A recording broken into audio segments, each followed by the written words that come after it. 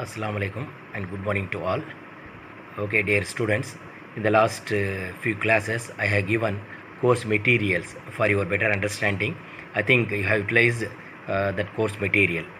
Okay, guys, after the previous classes, we discussed the business processes and functions and how a very small business can take place by using business process. Okay, so after that the continuity of the topic is functional area information systems. Functional area information system. Okay, so already we discussed about the lemonade stand, isn't it? We have started a small business which produce lemonade stand, isn't it? Lemonade which produce the lemonade. Okay, so based upon that, how the functional areas are going to be performed. Okay, so that has been discussed in the last few classes. Okay, today the continuity for that topic. Okay, in the first unit we have three topics. Already we discussed two, and the third one is functional area information systems. Okay, so already we know what is an information system, isn't it? What is an IS? I have given a clear definition. Okay, those who are unaware of the definition, please go through the definition which I have given. Okay, guys, today functional area information systems. Functional area information system. Here we are having several functional areas. What are the functional areas? Main four functional areas I have listed. First one is marketing and sales, and supply chain management, accounting and finance, and human resources. These are the four functional areas which we are having. Okay, so based upon that four functional areas, today we are going to discuss marketing and sales. Okay, so here what is the necessity of functional area information system? Okay, first I would like to clarify that. Okay, what is the necessity of functional area information system? The lemonade stand which we discussed previously. Okay, the lemonade stand provides simple examples of business processes and the functional activities required to support them, isn't it? Okay, next here we discuss about the potential input or output for each function area. Okay, so information system which it provides the potential input and outputs of that functional area. So that is going to be discussed now. For that, first one is marketing and sales. Marketing and sales.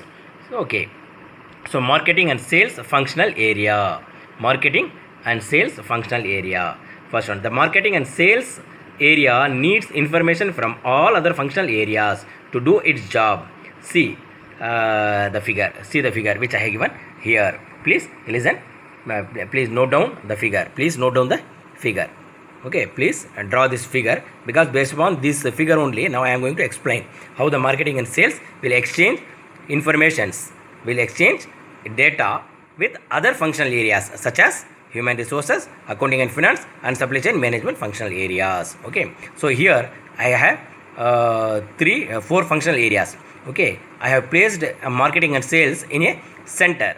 I have placed marketing and sales in a center, and followed by customer, human resources, accounting and finance, and supply chain management, surrounded by the marketing and sales. Okay, so here the customer interacts with the marketing and sales, and according to the customer's interaction, how the marketing and sales will perform, how it will replay for customer. Likewise, each and every functional area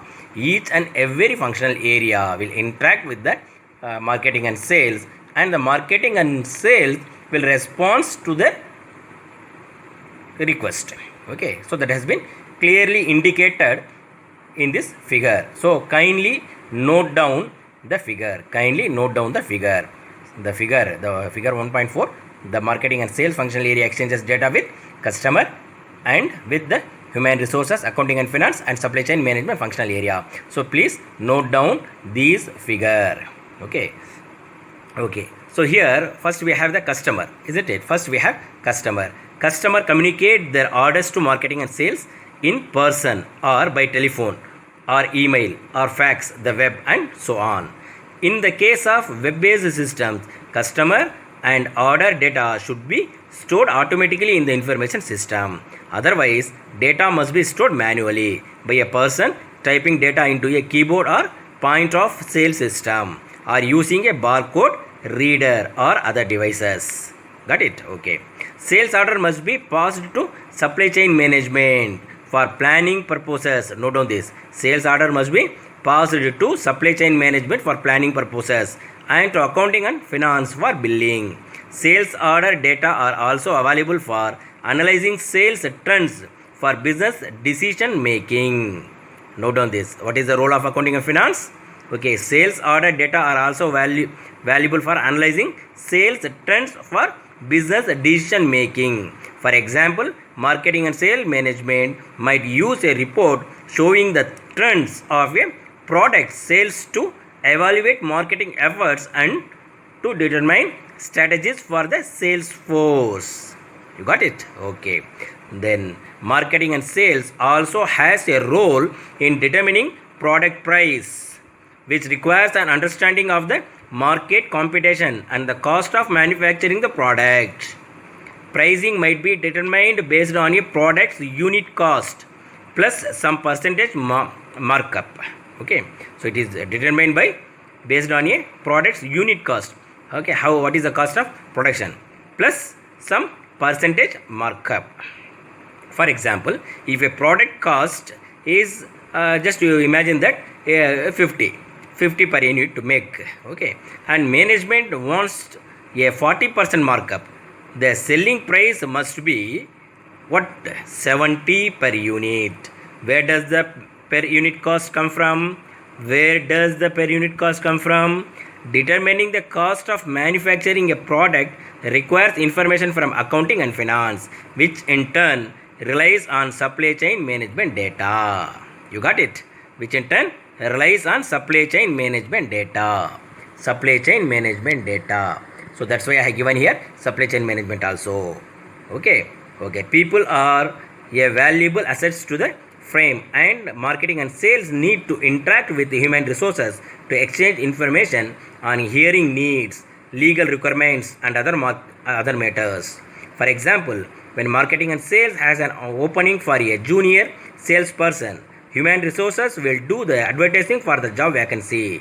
Human resources also conveys information about travel reimbursement to salespeople on the road. To summarize, inputs for marketing and sales. So what are the inputs we are giving in marketing and sales? Please kindly note down the inputs of marketing and sales. Customer data is the input. Order data, sales trend data, and per unit cost, travel expense company policy. So these are the 5 inputs which we give as an exchange of information in marketing and sales. Okay. Then what are the outputs? We get from marketing and sales?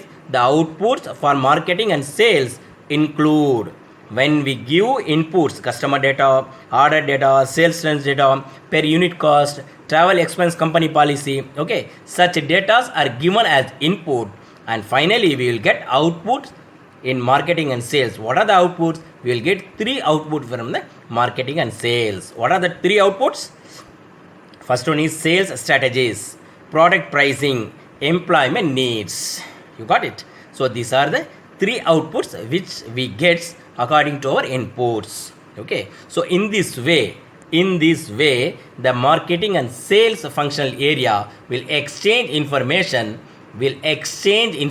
or will exchange data with other functional areas like human resources, accounting and finance, and supply chain management. Okay, so this is one functional area I have indicated here, marketing and sales. Okay, and related to the marketing and sales, how the other functional areas are going to be interacted, how the other functional areas are going to be share the information. So that has been elaborated here. Okay, in the next class I will explain how supply chain management will exchange data with other functional areas. Now marketing and sales will exchange information from other functional area. In the next class I will explain how supply chain management will exchange information with other functional areas. I think you got you understood about how the marketing and sales will exchange the information from other functional areas. Okay, so please you kindly note down the figure and you can understand easily. Okay. Okay guys, today I will complete with this small topic. Tomorrow I will explain supply chain management and day after tomorrow, and subsequently I will explain accounting and finance and human resources, how exchanging information with other functional areas. Okay, thank you.